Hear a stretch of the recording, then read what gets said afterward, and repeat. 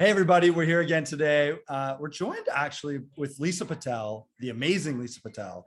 We're really pumped. She's got a really great story. And thanks so much for joining us, Lisa. Thank you. I'm so honored to be with you guys. I'm looking forward to having some fun today. So let me just read the bio real quick.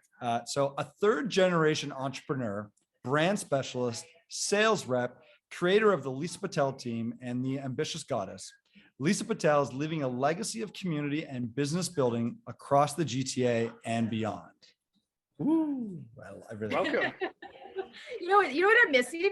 So I normally have musical instruments, and truth be told, I'm in my office and I've packed up a lot of stuff because we're doing renovations.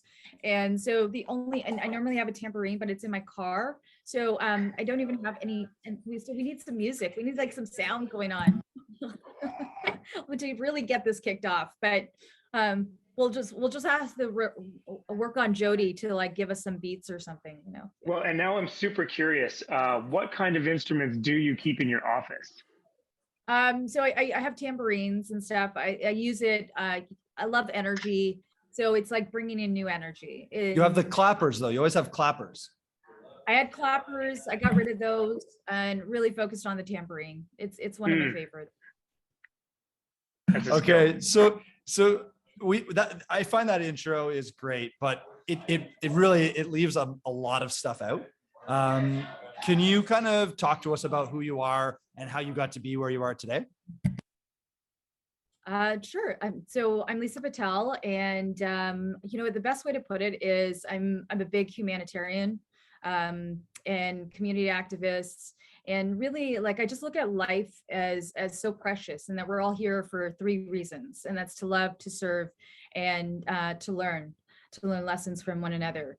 And so ultimately, that's been just part of my practice, and which has basically led me on this wild journey of life, and just, I guess, resiliency, and just keep climbing and doing, and it's just been a life of giving back in every possible way. You know, when I think it's when you hit that level of knowing. So for me, I would say I'm fortunate. I knew at a young age why I was here. And I guess I've made everything that I'm doing about that why. And so every time something came up, it was like, yep, I needed to do that. I'll give you guys a good joke. I dated a politician in my younger years, and every time we got together, it was like, oh, I'm now on this committee, this board, this, that. And it was like a competition. It was like, okay, now I got to join this. I got to do this. I got to do this. And to the point of like, okay, that's not going to work. But you still are so actively, it's intentional. It's being intentional. It's living an intentional life, and doing whatever is possible and necessary that is beyond yourself. That's for generations and generations to come. That's amazing. I love that, because you're not thinking about how is this going to serve me, right? You're thinking about how is it going to impact like the future generations. I really like that. And maybe you're slightly competitive. Dad. Maybe a little bit. You've won or have been awarded, I should say, the Queen's Jubilee Award and the Ontario Service Award for Community Involvement. You work with over 14 volunteer organizations, or you volunteer for them, I should say. So it's fair to say that volunteering is a big part of who you are. How did that start for you? Like, how did you get into volunteering, right? Like, we don't just kind of decide to do it. How did you get into it? You know what? Honestly, it's my upbringing. Growing up with entrepreneur parents that ran 18 different businesses across Ontario, I can tell you firsthand, it was just as a kid. My dad's had famous words, and that was, first off, if you can't make your bed, you can't do anything in life. That was one thing. And then the second thing was that, you guys aren't just going to, so whatever business we had, they made sure that we were involved too. And so his response was, you guys aren't just going to go play.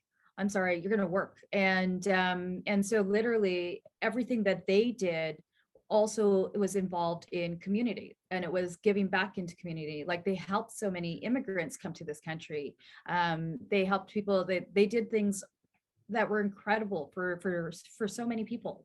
And I think it's all comes from that upbringing of that's what I was exposed to. And so as a young child, I wanted to do the same, and I just got involved. I got involved in politics at a young age. It was one of those conversations that stimulated me. I was a student in grade school that was involved in everything.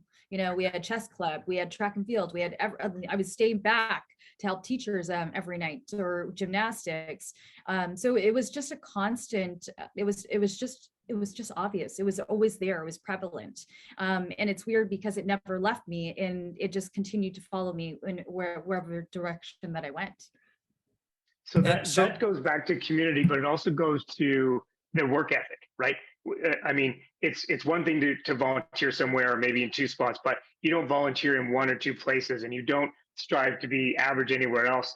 There has to be a work ethic thing that showed up as a result of that, that's taking you all the way. Like you've continued to do this. It's not a one and done.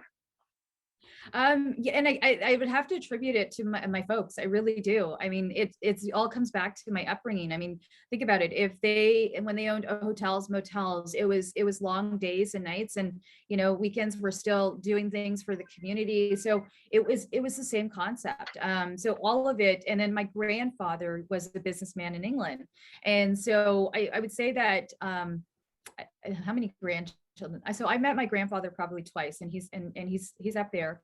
But I would say I'm pretty much my grandfather, which is pretty scary because I've never really known the man or met the man to say like, that's my grandfather. But I would say that I'm connected to him because his belief was the same thing as my parents and mine, which is love and serve, and he did that. He opened up churches, he opened up temples, he did all kinds of community things. That was like he went from nothing to somebody, and to a multi-million-dollar company in those days, and everything was about community. So I think it's just really deep rooted into I guess my ancestry. And so out of like 23 grandchildren, and I don't even know how many great grandchildren we have, but my mom and dad's side are mainly from England. And so I would say that I'm following kind of the legacy of my grandfather. The only difference is nobody ever went into politics. That's amazing. And so how does that, I think I know the answer, you just kind of gave it away, but how did your journey start with Treb then? Right? Like you're a sole agent at this point, and all of a sudden, obviously you wanted to give back to that community, but what did that look like for you? And what was the journey there? Laugh. Yeah, so this is really funny. So I was sitting in this office, probably the other way, the other desk in here, and I was staring at this. I had this like manifestation board going on, and I was just like, okay, I need to do something more. I felt very at this point that I've done everything I possibly could on this level, the surface level of the real estate industry of give back. So I was doing a lot of work for my office per se, and which was great, but it loses its meaning, just like a goal or an intention. You hit it and you're like, okay, I need something more now. I need to go bigger. And I was like, I need to do something bigger for this industry. And of course, the very next day was the volunteer applications. And so I was like, wow, the universe heard me loud and clear. And, here it is showing up in my inbox. And I was like, all right, there's my sign. And I had applied. And shortly after, I got this letter from the president at the time, who sent me a letter that stated that I'm not going to have the opportunity to serve. And I was just like, who is this guy? All right, I will tell you, let me call him. No response. So then I send him a letter back. I'm like, do you know who I am? I'm just going to make this very clear. I have organizations all over Ontario asking me to volunteer. And this is the first time in my history that I've ever had somebody turn around and say that I cannot serve. And so he was actually really funny because he looked up on Facebook, which was the one thing that I didn't do, and realized that we were already connected, and was like, oh, okay, she looks like a fun girl. We'll give her a fun committee. And so from my complaint, it led to me being involved on a task force level, and having to get to know that president at the time. He was also the person that I always believe that we have guides in disguise. that are always leading us in another direction, or something that we actually, our soul, or whatever you want to call it, has to fulfill. And so I remember him looking at me and saying, Lisa, you should run for the board of directors. And I was just like, well, I don't know. I will be very honest and say the board was much older at the time. And I was just like, I don't know. I wasn't thinking about that side. I think I was like more, and I say this truthfully, like most realtors, I was thinking about my business. Like I had this beautiful cartoon called The Property Princess at the time. And I loved it. I made the joke to people, well, we got a new listing, so she gets a new outfit, so do I. And I would dress her up in every kind of fashion and style and do all kinds of fun things. I was just having, and my brand was being recognized all over. Like it was recognized by television and so forth. And I wasn't thinking outside of like that sector, but I knew I did want to be involved. So I had no idea about organized real estate and what I was signing up for. And I was just like, let me think about it. So of course, what I did is take that back. I need to meditate on it, think about it. And, I've got to feel a heart connection. And I did. And I was like, okay, I'm going to do this. And so I decided to run, and I treated it like a political campaign, because nobody tells you what you need to do to win, get on TREB's board. And I will say TREB is the hardest board to get on. Out of all the real estate boards across Canada, I'm going to say it's the hardest. Well, isn't it the largest? It's the largest in Canada, if not somewhere else as the world. Yeah. Right. So that's a pretty amazing stat there. So. Right. So it's still the hardest board to get on as a director, right? And to win, to get on, to even get a seat on there. So I treated it like a political campaign. I set up like Mojo, did like just like my regular prospecting, and just to put in a bunch of started like getting my assistant and myself. We were just like all day and night, just like collecting data, but uploading it. And I sat on the phones morning, night, and day, calling past presidents, calling people, just calling realtors, saying, I need your support, getting my office involved. I mean, my broker, when I look back, 7 years ago, I remember even going to my broker and saying, hi, could you sign my nomination form? Right. And he's like, why would you want to do that?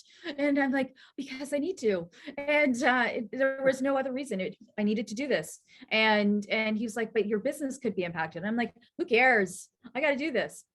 And that's the reality. It's like I didn't care about my business. To me, it's like community is so much more, and having that strength and that connection, and that was just where my heart fell. And so I got onto the board. I won my that election. So and then hold on, the whole process leading up to that. So I ran a couple elections for Rico and different things, and just what you've described, right? Treating it like a war room, just getting connecting with the industry, talking to people, telling them what you're all about. Even if you aren't successful, and you've been very successful going all the way to the top, but just that exercise, if anyone was thinking about running for a board or things like that, there's almost no better way to boost up all the rest of the things going on in your industry, in your world, right? In your business. I don't know. I felt that way anyway. Once I started doing those things, everything clicked, and I'm sure you did too.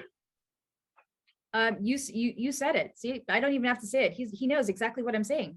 But it's the reality. It's like if anybody that's listening and they want to decide to get involved in organized real estate, number one, do it. Give back to your industry. And that's my first comment. The second thing is, nobody teaches you how, and I've actually brought this up now to CREA, and hopefully there will actually be templates in the future for people that decide to get involved, either CREA or their provincial board or local boards, everything else. And there's a template of how to do it, because the reality is it's not easy. And now that a board this size with this many members, 65,000 members, you have to sit there saying, okay, how am I going to get to these proximities? I have realtors call me that from my presidency still today and say, you know what, I want to follow in your footsteps. I'm like, first off, I'm like, don't follow my footsteps, create your own. And so, but I give them the guides. I'm like, listen, you need to, number one, call the past presidents.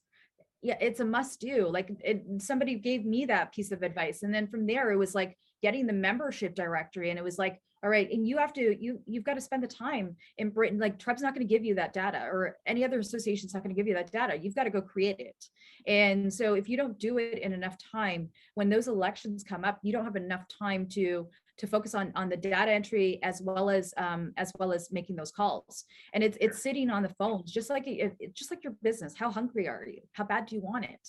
And then I would spend 7 to 9 hours a day on the phones. I would leave later than the receptionist.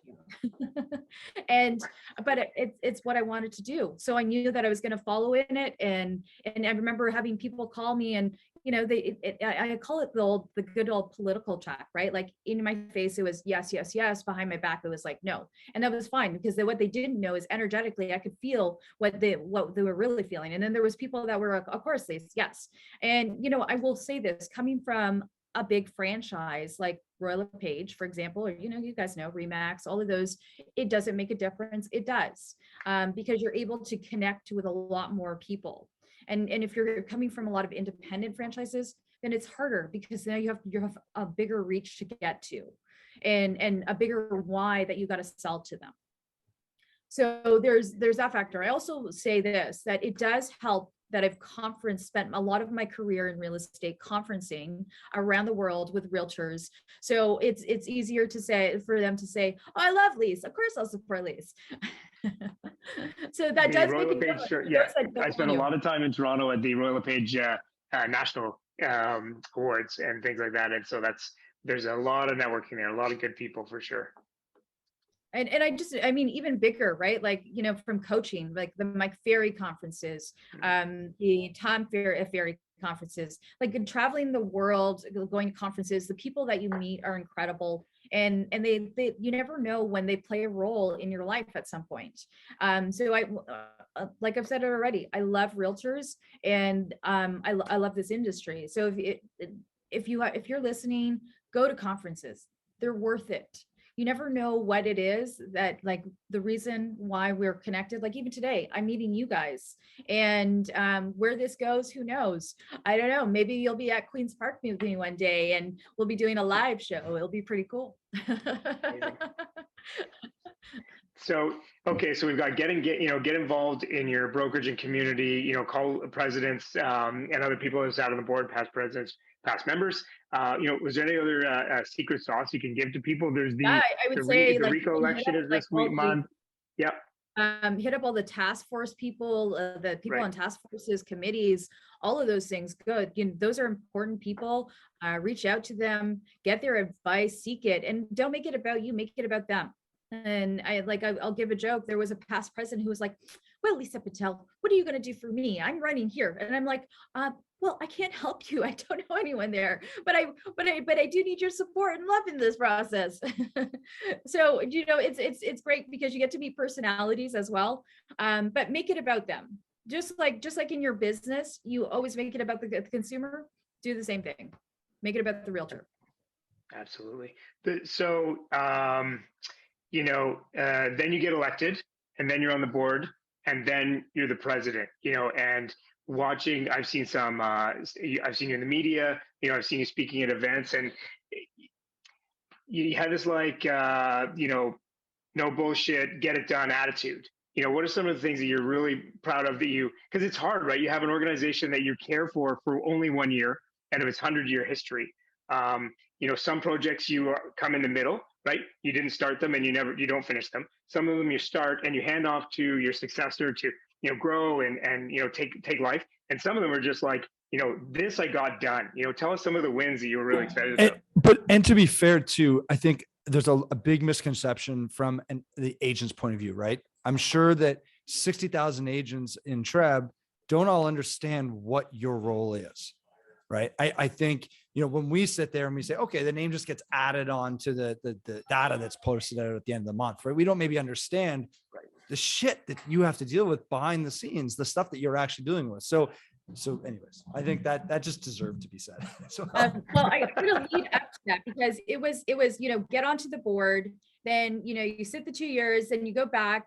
and then you win another election to serve again, and that's the guide in disguise came into in my 3.5 year. It was, oh, Lise, you should run for president. And of course, I had to take that information. I'm like, oh, could I? And then I was like, do I really want to do that? I'm pretty content. And of course, there it was. I had to go back. I meditated on it, and I was like, yeah, I could totally do this.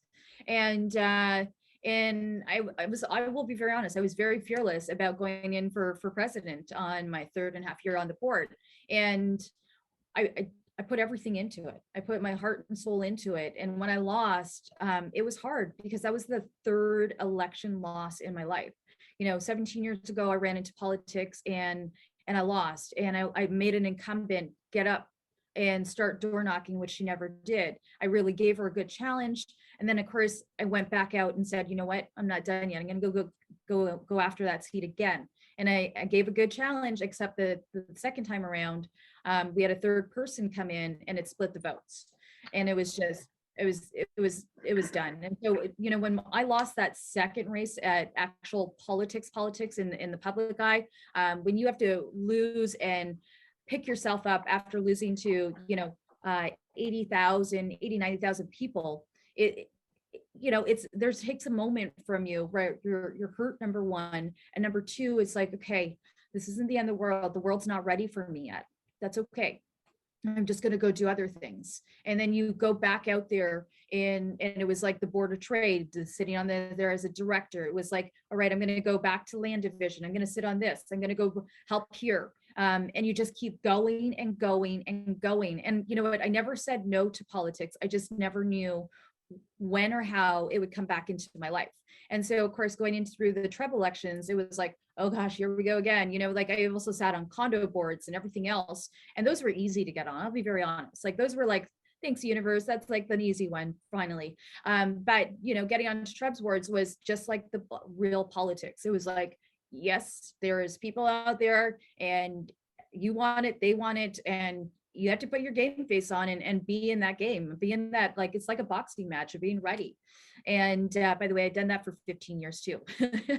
And so, then it was just a matter of when I decided to run for president, it was like, I remember coming into my office, looking at my assistant, it's like, drop everything. We're going into politics again. Here we go. It's going to be another race. This time for president. And we put everything out there. And that's when I actually got a taste of the industry that I had never seen. And it hurt my heart so much that particular year that I didn't even know if I wanted to stay in this industry. And it was just so devastating to see the cyberbullying, the abuse online. And this is to you. Just for people who are listening, to be clear, that this wasn't just things you saw. This was directed at you. Yeah. And it was just even the woman on woman hate. And all I had was intentions of doing something good for the world. And so getting all of this stuff come at me was just really hard on my body, number one, and just on my mind, because I just was just like, I don't understand, where's this coming from? And I was also, will say, like, I was the last elected by the membership. So everybody after me has it easy, number one, and number two, they don't have to go through the abuse and all that other stuff. And I would never want anyone to go through it. It was not nice. And it wasn't a fun period. And even when I got onto Trep's board in the beginning, I will tell you, being the youngest one, I was looked at in that I was naive and that I didn't know what I was talking about. And I mean, I was in another world learning all kinds of stuff that I was like, oh my God, what goes on behind the scenes here? This is ridiculous. What have I signed up for? But at the same time too, I also knew other things that weren't being applied. And I was just like, we need to do something. And remember, like I have told stories online to other women's groups. Like I remember even going to events and having women throw things at me, like food at me. And I was just like, this is ridiculous. So it was a real hard lesson, like learning our industry and seeing that kind of hate. And I was like, you know what, this industry needs a cleanup. And I remember the first words that I even said to the CEO when we went to our first conference together was, I was like, you know what the biggest problem with the industry is? There's just too many egos. And we got to remember that the title doesn't mean anything. And that's what I led with. I knew that my intentions were clear, that I was here for a bigger purpose, and that's what I followed. So after losing, and I picked myself up again for the third time and said, that's okay. I think it was 50,000 at that time. And that's fine. We'll pick up myself up, and I'm just going to go and just be me and enjoy my life. And whatever roads I was doing, it was, okay, I'm going to find new facets of things to do. And I remember getting a phone call for lunch, and I said, okay, sure. And it was from another director, and he had said, I would want you to consider running for president again. And I was like, oh, your heart just melts. You're like, oh my gosh, I don't know if I want to go down that road. It was just so abusive and all of that other stuff. And like, truthfully, I felt like my soul is clearing, and I just don't need that. And I don't deserve that either. And no, neither does anyone else. Like, honestly, people need to start thinking beyond themselves, what kind of things that we put on people and what stigma we leave with them. And so I would never want somebody to ever be hurt by me, or that I did something maliciously to hurt somebody. And so I had to think about it. And, for 6 months, I sat there like, can't read my heart, can't read my heart. So I called a good friend and coach out in Hawaii. And I was like, Alan, I need your help. I can't read my heart. And so we do one meditation together, and in an instant, the minute we start the meditation, bam. And him and I both will look at it, like eyes open, look at each other, and we're like, do you felt that? Yeah. And he's like, you have a bigger reason that you need to do this. And I'm like, I understand. And so it was the next day, it was like, drop everything. We're going into a political race again. And here we are. And we ran it. We put everything in it. We had so many people behind, including my brokerage, went to another length of support. Like, we had so many volunteers out there. We went to like events, whatever it was, if Richard Robbins, whoever, we were there. Rob Vivian, all of those guys were inviting me over and gave me an opportunity to speak. And it was getting in front of people. It was still making those calls on a daily basis. And the second time around, I won. And I got to be exactly, and here's a funny joke, an analogy that I guess I haven't really shared this. I shared it with my broker owner. So I shared this with Chris Lightham. I said to him a couple of years ago, I said, do you remember I said to you randomly that we'll let this guy go for next as president, and I'll be the 2020 president. Like, I said this years ago, and I had no idea that would actually become the reality. And that literally, I was the 2020-2021 president. And of course, I never get the easy tasks. It's like the universe is like, girl, I got you. I'm going to give you the hardest challenge possible. We're going to give you the pandemic. And sure enough, I got the pandemic. I will tell you though, in my president-elect year, I was very intentional. Number one, I kept sending loving energy to the role and to the industry. Behind the scenes. Secondly, I was also noting all the things that I wanted to do because I did not want to waste time in that year. So I was already like pre-planning, making sure that there was other things. There was so much more I would have done in that year if we were not virtual.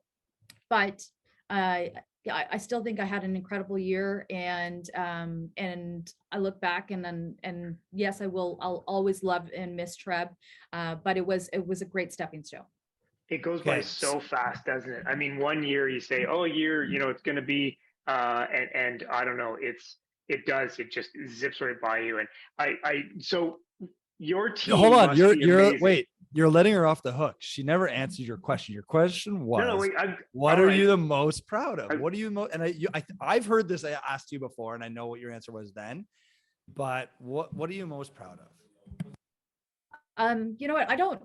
Truthfully, you know what? I'm just more proud of the relationships, the connection between the industry and the organized side.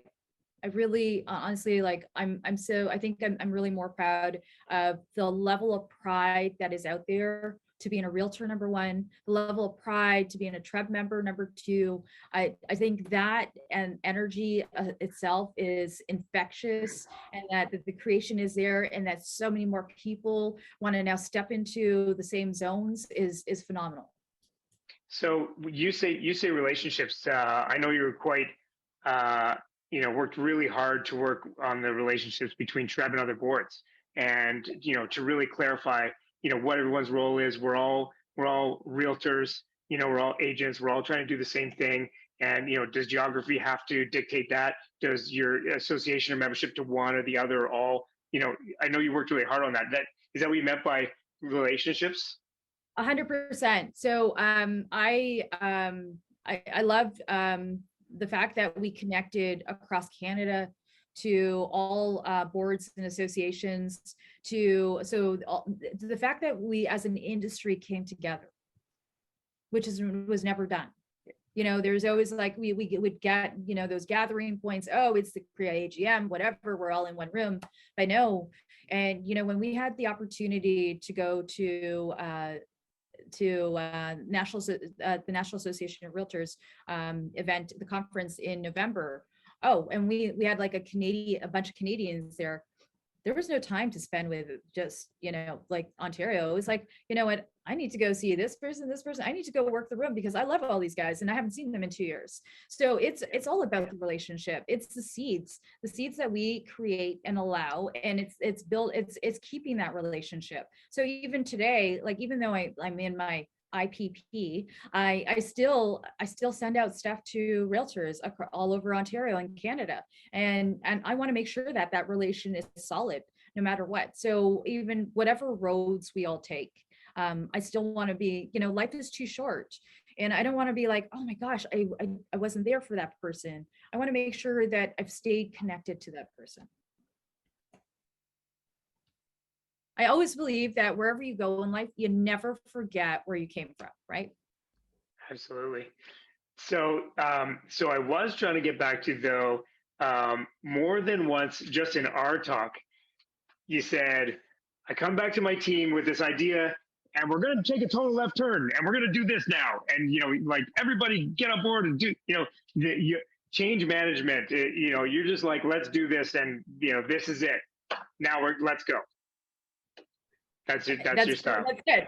When you see something and you have a vision and you got the fire in your belly, it's all hands on deck, or if you're not, then you got to go, because this is the direction that we're going. And if you know that it's the right direction, you're going to flow with it. That's amazing. I think it's deserved to be noted that you were the 10th woman out of 100 years to be president of TREB. You were the 4th minority in 100 years to be president of TREB. Oh, okay. And I believe it. I've heard numerous people mention that you're the hardest working president that TREB's ever had.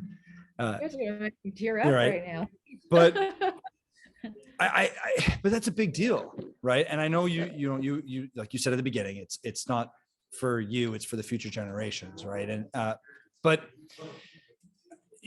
a few of the task forces that you set up were like the diversity, the inclusion, the women ones. Like, I when I was chatting with Jody, I'm like, wait, they weren't already set up, right? And there's it's all these things, like you had to do that, but it's all for the future generation. Can you expand on some of that stuff? Like, I just think it's so important. Yeah. So, having my own experiences of watching this industry, from being in the industry as a realtor to being on the sidelines from the organized side, it really gave me a good perspective. And so going into my role, I knew exactly what I needed to do. And it was just, I almost call it like it was the perfect timing.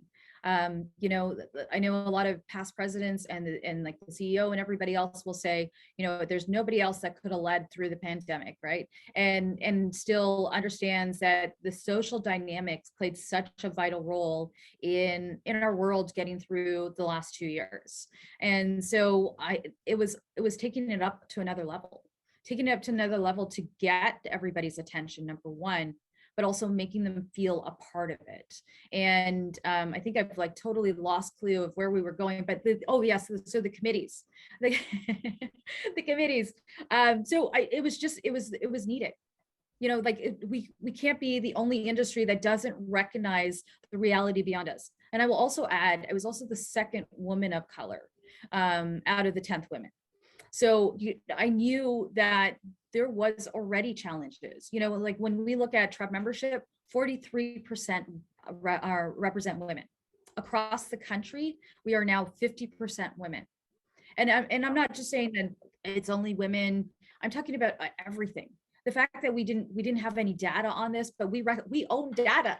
We own data. We run the world in many ways. Like when I say we, I'm talking about real estate. The real estate industry help support 8 other industries. We are a huge economic engine. And the fact that we ourselves, our own industry, had so much taintedness that just sat there. And it's just been sitting there for years and for years. So what happens? It gets swept under the rug, and then it explodes. And it explodes, and not in a positive way. So it was like pulling out all of that stuff from under the rug, cleaning it up, and recognizing that, you know, recognizing where our industry is. And like now, what do we have? We have diversity inclusion that are doing heavy lifting of data that we're going to have that really shows, you know, truths in this industry that we never really want to say out loud, or stuff that we've just kept like in the closet. And the reality is now we have more women being recognized than ever before. And it's actually being a culture that's being recognized. It's that, you know, and more women are feeling empowered in this industry to do things. So I think we've come a long way, and we're not done. We have so much more work, and it's going to be up to the next few and years to come to really pull it to that next level where we can actually say, you know what, we live in a real inclusive society. And are you working on TREB data, or are you working on Canada-wide stuff? Like, are we going to be able to take some of this back to our board? Because I know, you know, our current president, the Ottawa Real Estate Board, you know, has made this a priority, and you know, we're excited to see the results of that. We're excited to see, you know, but it's, again, it feels like the beginning, and so you know, I think everyone should be working on this. Sounds like starting to, you know, but yeah, getting access to the data is hard. So here's what I will tell you. So having gone to Ryerson, so I am a Ryerson grad, and I knew things that even TREB wasn't aware of. So I connected TREB. I had done this in my president-elect year prior. I was already reaching out to the Diversity Institute. I was already reaching out to so many organizations. So when the time came when we had to change hands, it was easy because I already made the relationships, and now it was like, here you go, TREB. Let's have a meeting with this person. And I already had dynamics that I was going to take TREB around the world. I knew that going into this, and when we did, you know, we became partners with France, we became partners with Costa Rica, we already had Miami and Florida. That was signified the year before, and now we have international relationships. So even with the committees that we created, it was so evident. And now the data that's being created. So having connected TREB to the Diversity Institute, well, then CREA said, oh, I want in on the Diversity Institute. RIA wanted in the Diversity Institute. And now all 3 levels are working with all kinds of partners that are working on this piece of data. One of the cool factors that I got to do as part of this too was also be part of Black North Housing. And so, which is a project that's growing as well. But there's so many layers now that we never had or would have ever paid attention to. Yeah, it's a big deal. You kind of already talked about this. Yeah. You I know, ran. we all want Jody Jody, yeah. You ran for city council 17 years ago, and you had to deal with your ethnicity and you had to deal with your age. You ran and lost for TREB presidency, and then you were harassed and bullied. How do you keep bouncing back? How do you overcome these obstacles? And I know we kind of went down that path, but like, I think it's a big deal, especially for us as salespeople, right? At our core, we're all salespeople, and we have to hear no a lot. And I don't want to compare those two things, like hearing no and being bullied and harassed, but how do you deal with that stuff and then keep coming back to it? So I would say that I have a very strong mindset, and that's really empowered me, and to recognize, when those moments happen, that they're not mine. And being fully, I'm going to say this honestly, like when you know yourself, then you know what is within you. And so when those things happen, sure, they hurt. They hit home first. And you're like, you really have to go through that questioning. Okay, what am I really feeling from this? And why is this really being brought to me? What is it that I'm supposed to learn from this? Or what is it that I'm supposed to take from this? And recognize that, what, that's okay. So for example, like the bullying and whatever, it's like, what, I'm not going to let somebody treat me that way. I'm not going to allow myself to fall into that trap of believing that that is true and accepting those things. So it's picking yourself up and rebooting and saying that's okay. They can say whatever they want. It was like Mahatma Gandhi's words, when he was being attacked. He said, you can hit me 1,000 times. I'm not going to do anything. And when you come in with intentions and love and strength, you know that you're going to be fine.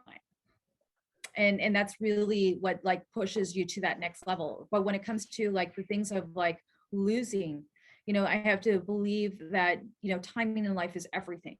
And, in those times, yes, I put my name out there. I gave everything I possibly could at the time, but it wasn't like the first election. It wasn't my time for that. But did I have aspirations? I was going to ask, Yeah. I was going to say, did you feel now looking back that you learned a lot from losing from losing presidency the first time, right? Well, I learned a lot about our industry. And you learn like the good old joke, right? Like you learn the different players out there, and you learn and I'll be very honest, having been grown up with energy, and I mean I was teaching vegetarianism since I was in grade school. So people and I remember like my one of my spiritual people, whatever you want to call him, guru, priest, whatever, Swami. I remember him saying to me when I was a kid, he said, the world is going to go this way, just wait and see. And he was absolutely right. So I became a vegetarian at the age of 5, and that was by choice. And I was teaching it. I was teaching consciousness in grade school. So grade 6, 7, 8, while the world was like doing other things, I was already teaching consciousness. I was already teaching vegetarianism. And so coming from that kind of place really played a big role in getting through a lot of this. In the whole aspect of, like what we think, what we're allowing into ourselves.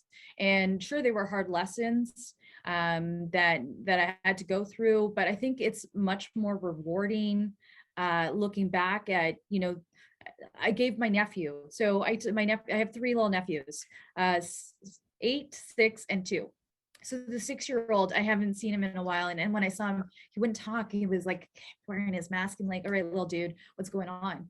And he's like, no. I'm like, all right, do I have to bribe you? Like, really? And so he finally takes off his mask and he starts crying and he's like, I didn't get on the assembly. And I'm like, do you even know what the assembly is, first off, right?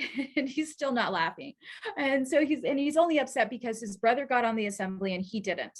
And so I'm looking at him, I'm listening, I'm like, okay, so you didn't get on the assembly. I hear you. Okay. I'm like, but next year you're going to go back, you're going to build up your confidence, and you're going to go back and you're going to try this again, and you're going to get on that assembly. And he's like, no. And he starts saying doubtful stuff. And I'm like, looking at him like, okay, we're going to do this little exercise here. So then I gave him the story of perseverance. I said, your auntie went out for politics once, didn't get it, then again, I gave him the whole story. And I think it's great that I can actually now look back and use these stories with my nephews.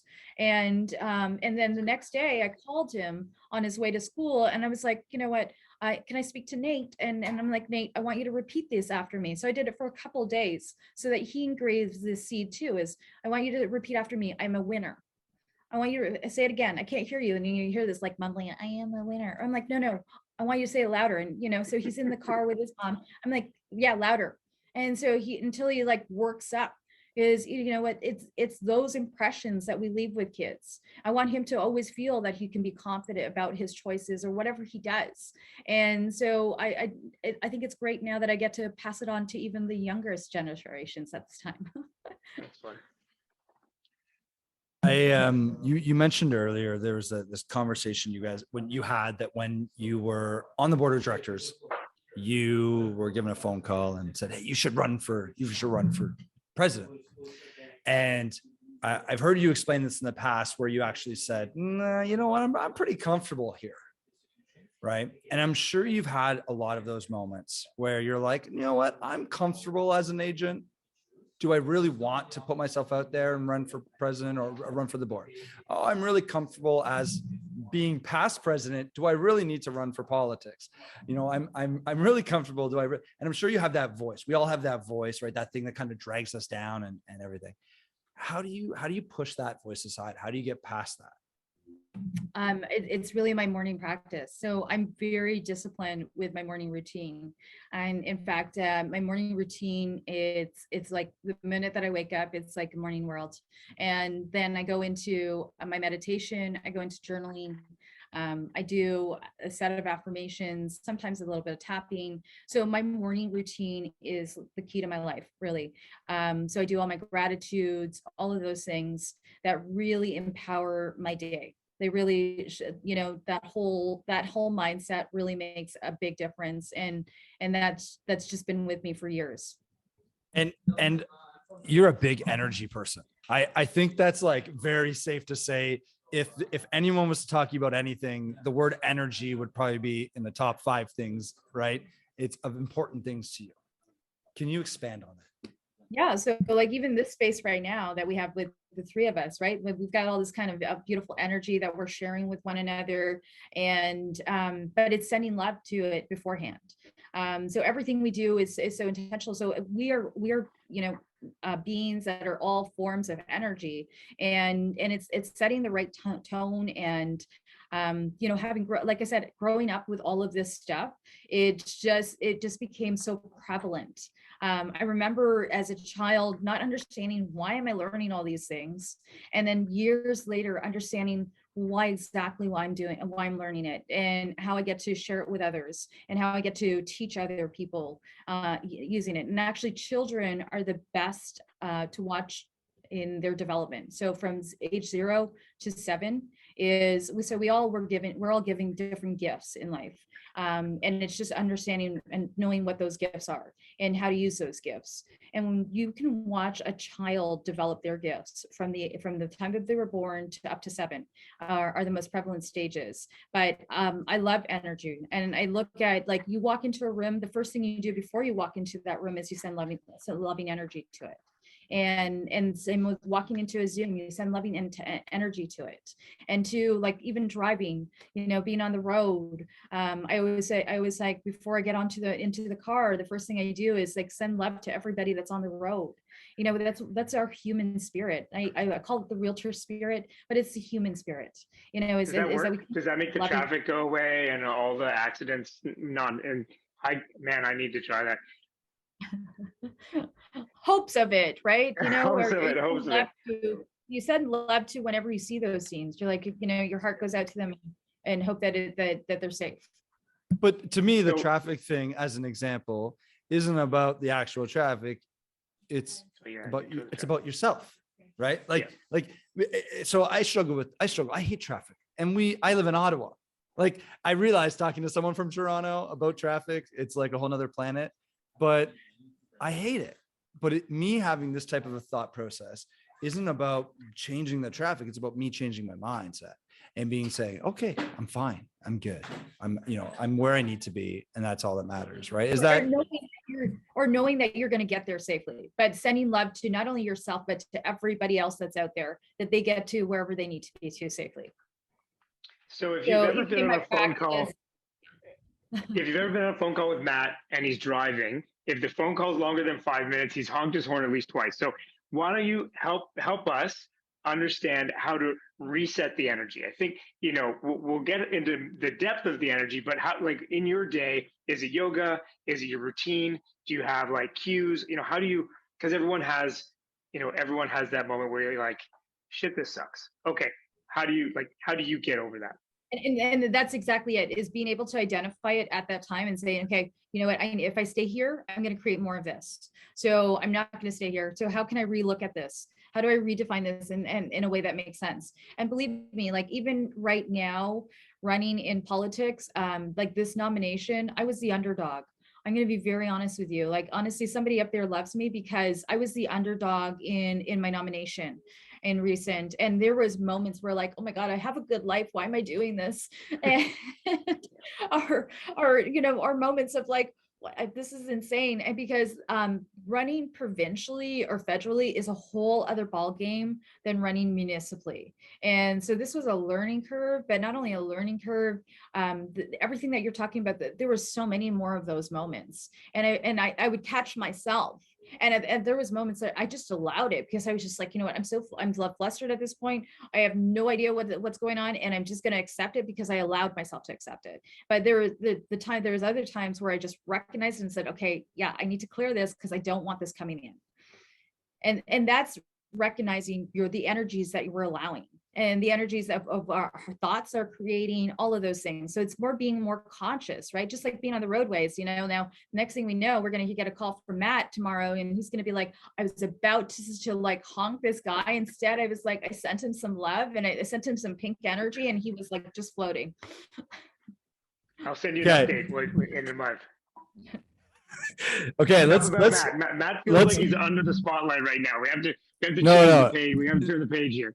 To be fair, I could talk about this all day long. I need, I was going to go into how, my whole thing is I need to refill my teapot anyways, but well, this isn't about us. This is about you. So, so we will return again to hear the teapot story for sure. Yeah. Okay. Let's go back into real estate stuff. So what should we ask you? Where are we here? Yeah, we're all over the place. You gave us no time to prepare for this, by the way. So we're doing the best that we can. All right. So I've watched like 2 months in advance, and you said, "How about tomorrow?" Improv is the best way, right? And like even it's so. I'm just get. You already had this. You already knew what to do. I know. Okay, so we've watched a dozen of your interviews, which you're awesome, and you love Benjamin Tal. You love this one quote from him. You use it, I think, in every single interview because it's so true, and it's really interesting though. If you think it's expensive now, wait for 5 to 10 years, right? So I think so. You've been using that line now also for a while. I think that was said like 5 years ago. Yeah, I was going to say it's probably 4 or 5 years. Yeah, for sure. Yeah. So when does that end? When do we see that ending? Where are the markers that we pay attention to? What are things that you see as when that trend kind of starts to change? I think that if you're in this industry, I think you've got a good couple of years ahead of you. So when I say good couple of years, I think we still have another good 4 or 5 years ahead of us in terms of these marketplaces. I do have concerns about these marketplaces because we also have an industry or a movement of people that don't move. There was a wonderful course that I took at Ryerson a couple of years ago, and it was called the Toronto. It was all about Toronto, and it was actually so prevalent. It was so funny how things happened because I went through this course, and as the pandemic happened, I witnessed everything that this book was talking about, and I watched everything unfold just like this book was talking about. And it was a course. I mean, I remember having discussions on pieces, but there was an actual book called the Toronto book, and I saw it unfold. It was talking about, our society moving to rich and poor. Well, what are we seeing right in front of us right now? We're seeing that divide. It's either you're on, it's just like I had this conversation earlier before speaking to you guys. It's either you got in the industry and you bought into the real estate world, or the likelihood of you getting in is going to be like it's really tight. And I see, on one positive scale, we're no longer saying, well, we're not at world pricing, we're below. We used to say we're underneath the world pricing. We're with the world now on pricing, and bricks and mortar are not going to go away. The demand for bricks and mortar are going to continue. One of the challenges that we have is that we're a society and a country that focuses on immigration. So this is one of the challenges that we're witnessing and seeing fold in front of us. Because we have so much focus on immigration, we are now lacking in the other sectors, right? Like our supply chain has been hit on all levels. And so what this happens is, and, I mean, sure, government policy plays a big role. Could there things that should have changed or that shouldn't have happened that may have changed circumstances? Possibly, but we can't go back and we can't fix that. We can only deal with what's presented in front of us. So it's really going to be understanding, like, do we have enough dynamics for people to move into? One of the things that I always say is we're an aging population. We need to make sure that the housing suits aging population. So if we're going to have, like, we've got a good amount of seniors out there that aren't going to leave their homes. They're looking at their options and saying, there is nothing that's going to suit me. So what are we going to do about those?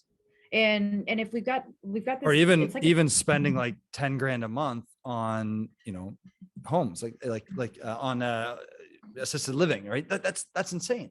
People can't afford that. And we've got a vicious circle, right? We keep saying supply is supply. So guess what? The minute we get the supply, it's filled, but you still got a huge amount of demand still coming in. Right. And one of the positives for all of us is that we live in a country that that the real estate has been a safe investment for most people. We also have a world where that recognizes that Canada is a good investment. So you've not only got our own Canadians that want the housing, you've got all new immigration coming in for the next 3 years, and it might be even beyond that. Right. So you can think 400,000 this year, 400,000 next year, 400,000 the year after. That's a lot of people here. And where are they going to live? How are they going to live? There's a lot of things that have to take into effect. And even so, and even if we get some more land from the government and they say, you know what, we're going to designate these areas, well, that's still not going to be enough for the future. So what are we going to do? I don't know that anybody has that answer, right? We're all saying the same things. I feel like it's a supply side issue. There's a whole bunch of, critical things that need to happen to even start to alleviate that. But I don't see any of those things changing. So, interest rates are going to be a factor. There's going to be other factors for sure. I don't know. And then you get into the real estate agent component of this, right? So I was looking at our real estate board stats the other day. When I joined, there were 2,000 agents. We're at 3,800 agents. I don't know what the number of agents were at Treb when you joined. There were 60,000 agents in 2021. It was like 20,000 range by then. Yeah. 20,000. And now we're at, so 4,000 more net new agents. So, maybe you can give us some context from the data that you've seen about what the churn looks like. So we have 4,000 net new agents. That probably means maybe 8,000 new Treb members this year, something like that. It's probably double. They're probably going to get another 10,000. Let's be real. Like they're probably going to get another 10,000. So we have maybe 20,000 agents that are still in articling in their first 2 years of business. How do we support them? How do we give them the tools to come into the industry when so many of them are that new? Is it brokerage support? Is it board support? Is it the associations? Where does this come from? This is a combination. I actually sit on a media advisory board with Mayor John Tory, and I said this to even Mayor John Tory. I'm like, we need to bring everybody. Like this is gonna, like, even with the real estate situation, this isn't just CREA, REA, Treb. It means bringing everybody, bringing in build. And like all of us need to actually have a round table discussion of dissecting how we get above this. And with new realtors, listen, support needs to come from all levels. I've been advocating for this for years, that it's not just the brokerage's responsibility, that agency, organized real estate plays a role in this too. Right. The minute that they get their license, yes, there's courses that they need to take. Yes, but the brokerage plays a big role. The brokerage plays a more vital role because they're in front of that person more often. And then the industry itself needs to play a role, right? Just because one person decides not to, let's use an example of, like, for example, the one thing I hate is, if you grab a key from a lockbox, close the lockbox. You're going to go show a place, close the lockbox, change the code, right?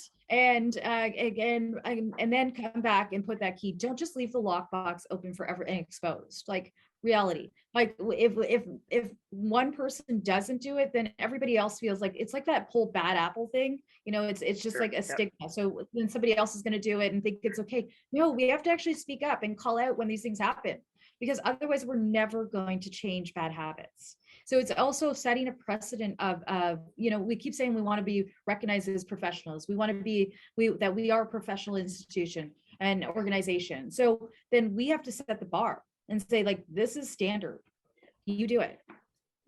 I got to give credit. I saw on Instagram stories yesterday, the Fulton sisters, right? C21, the Fulton sisters were doing some brokerage training on lock boxes. I never got any lockbox training, right? And we sit here now saying, oh, that's really basic, but this is the stuff that you need everything from the start, right? And it's not just the it's the basic stuff, right? Otherwise, how do people feel it's okay to give their client a key, right? And like, it blows my mind. Your lockbox. Like, just put put a ribbon on it, put your name on it. Do like all those things now that when you go there's those horrific pictures of a condo and rows and rows of lockboxes, and it's like it's in a half an hour appointment and you take 31 minutes to find the key. That kind of stuff. Matt's gonna grab a picture for us tomorrow when he's out and show us exactly what we were just describing.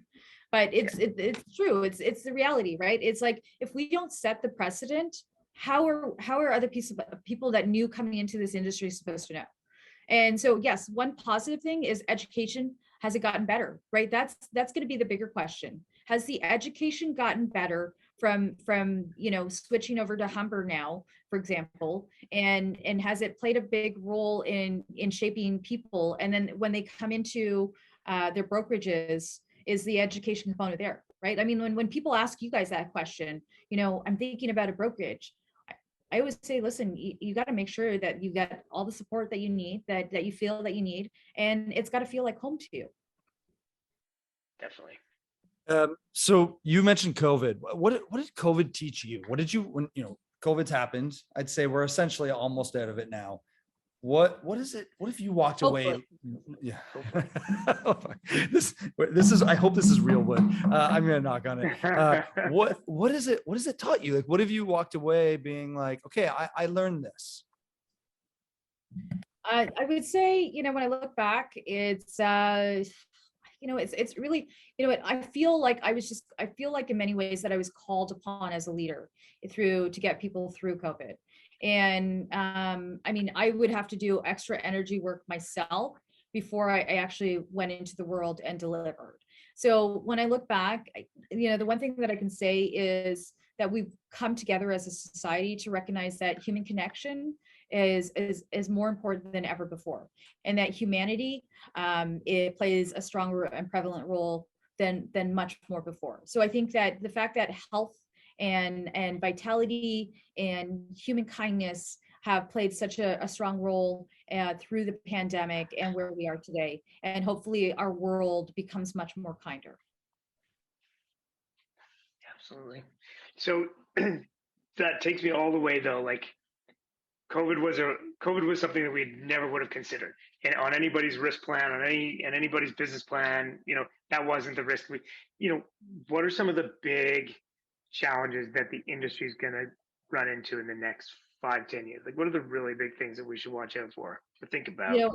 I mean, so there's a lot of things, right? I mean, people are always coming up with like, oh, this agency is going to be this or that agency. You know what? Like, listen, the reality is, just like the world, we're all here for the same purpose. So are they. And it comes to the real estate industry. The things that are going to be shifting and changing is technology. The reality is what role will technology take with the realtor? I always believe that the realtor role will always be needed.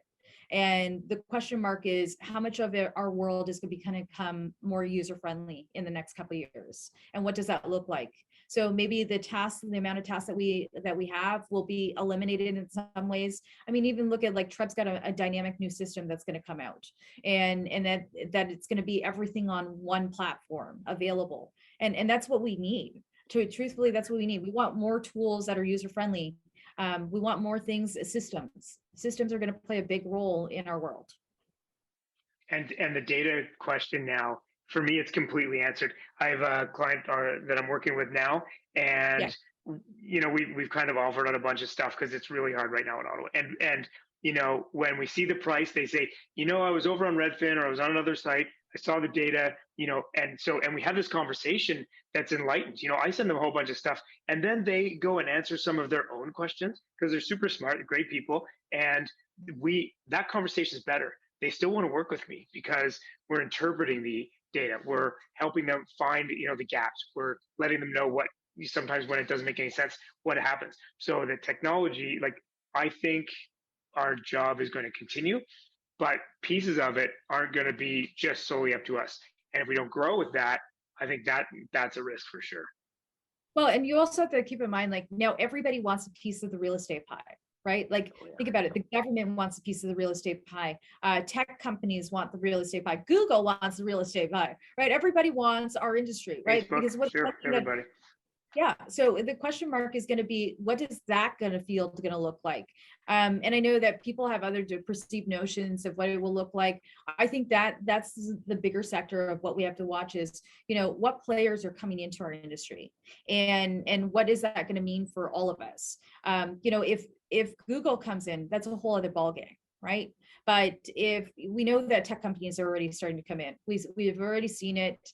Go to Silicon Valley, you can watch it. And the reality is, at the end of the day, I think if you're a realtor in this business, continue to work your business. Just because these players are coming in, there's pie for everybody. And when we come from that mentality, that's why we need to start looking at it. That this pie is big enough for everybody. Last question. We've had between our pre-talk and all this stuff, we've taken way too much time out of you. So thank you. Super generous. Thank you. So last question. What can you say? How do you put a time on love, right? What's the best piece of advice that you've been given?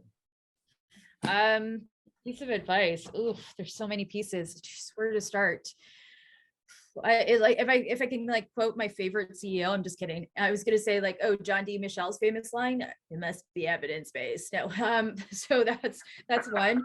But no, there's a million different pieces of advice. So one thing I would just say is follow your heart. I know that sounds like a little cliche, but you know what? When you have a passion and desire to do something, follow it. Let it. Even if you don't understand where it's gonna take you, just do it. Just good, run with it. That's my line, and I love it. I absolutely love it. It's your best guiding principle, your shining star. Or North Star. Sorry, I love that. So, yes, I agree with you on that one. It's your intuition. Follow your intuition. It's always guiding you. There you go. Yes. Yeah. Awesome. So, thank you so much for joining us, Lisa. I really appreciate the entire time you spent with us. I think there's so much more that we could have talked about. Toronto, when we're going to celebrate together, we'll do the live show at Queen's Park in 6 months, right? I'm already just putting this out there. Okay? Can we see you at the Buzz conference at the end of the month? Oh, are you going to be at the Buzz conference? It's amazing. Absolutely. Yes, for sure. Okay. Yes. Oh, okay, great. This will be coming out around that time, so this will be perfect. So we'll see you. We'll see you this week at the Buzz. Yeah, that's right. It's like talking the future. Yeah, and then maybe Ria's reality maybe at the end of the year, November. November. So that's a big one because they're celebrating 100 years. Yes. So it's gonna be a mass celebration. So get ready. That's gonna be a lot of fun, and hopefully everything goes well to get us to that point again of bigger conferences. We are on the YPN panel committee together. So that's right. You're on that. True. Yes. So that's going to be a big party as well. There's going to be lots of fun things. Okay. Thank you so much for joining us. I really appreciate your time with us today. And go from there. Matt, Jody, love you guys. From my heart to yours, much love. And I can't wait to see you in Toronto for the Buzz conference and all the other future celebrations. And to everybody listening, much love. And you know what? You are all superstars. I always say that, realtors are a beautiful, amazing souls. Keep being that person, keep shining, and whatever it is you desire, it will come. Amazing. Thanks, Lisa. Thanks, Matt. Thanks, guys. Okay.